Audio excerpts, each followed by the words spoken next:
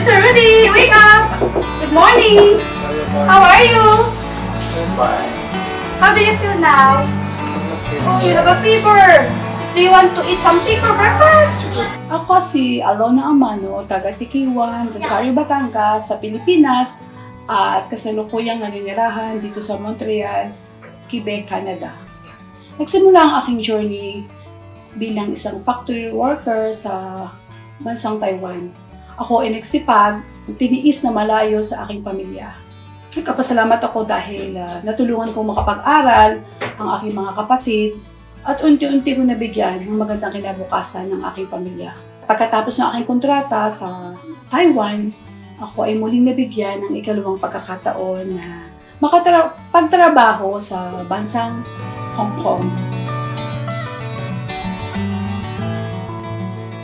Sa Hong Kong, una kong nakilala si Lord sa pamamagitan ng Jesus Lord Church. Napakabuti ng Diyos dahil ginamit ang mga kapatiran sa bansang Hong Kong upang ako ay mabigyan ng pagkakataon na makapagtrabaho sa Canada. Pinagpatuloy ko ang aking pananampalataya, hinanap ko ang Jesus Lord Church Montreal at nagpatuloy akong manilbihan sa Panginoon.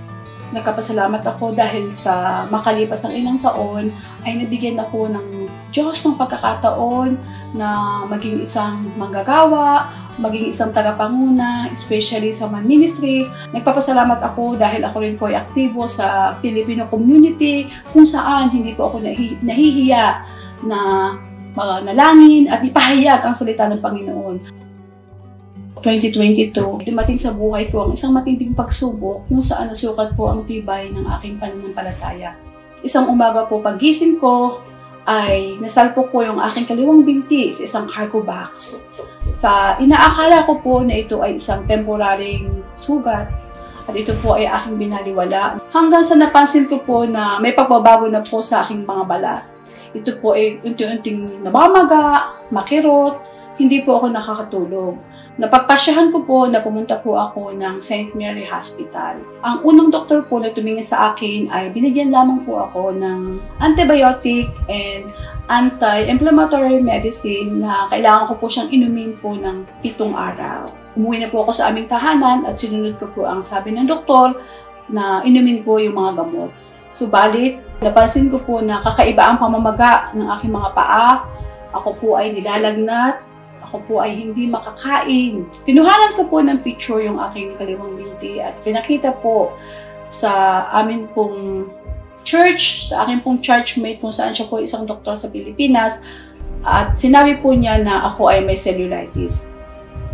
Sinabi po nila na pumunta ako sa ibang hospital kaya pumunta po ako sa Jewish General Hospital. Doon po ay talagang sobrang masakit na po yung aking paa. Ako po ay nilalagnat at nasusuka. In-examine kung gaano po ang pamamaga, kung gaano yung pamumula. So, mailalim po ako sa CT scan upang makita nila kung gaano na po kalala yung infection. Sapagkat kapag ang infection po ay lumala, pwede po akong magkaroon ng sepsis kung saan ito po ay pwede kong ikamatay. After of those series blood tests, na ginawa po sa akin sa hospital, doon po ako unti-unti nagkaroon ng takot na alam ko na something wrong with my body. Temporary po nila ako nilagyan ng antibiotics through IV while I'm waiting for my infectious doctor. Ipinaliwanag po niya na ako daw po ay may severe infection. It can cause of my leg to be amputated. When I heard the word amputate, I know they need to cut my legs so that they can control the infection. So I pray to the Lord, if you allow my leg to be amputated, it's better you to take my life because I don't want to serve you with my one leg. Takot na takot po ako. Subalit, dinala po ako ng Lord sa kanyang mga salita sa Romans 8:11 kung saan sinasabi po, the same Spirit who raised Jesus from the dead is the same Spirit who raised me up from my sickness. Pinanghawakan ko po yung mga salitang yun. I'm so thankful because in 2 weeks, my doctor said, gumagaling na daw po yung aking leg. Na-controlled na po yung infection sa aking dugo. At to God be all the glory dahil talagang nakamtan ko po yung kumpletong kagalingan. Talagang ako po ay hindi maipaliwanag ang saya at pagpupuri sa Panginoon sa mga oras na yon. Si Lord Jesus ang ating dakilang manggagamot.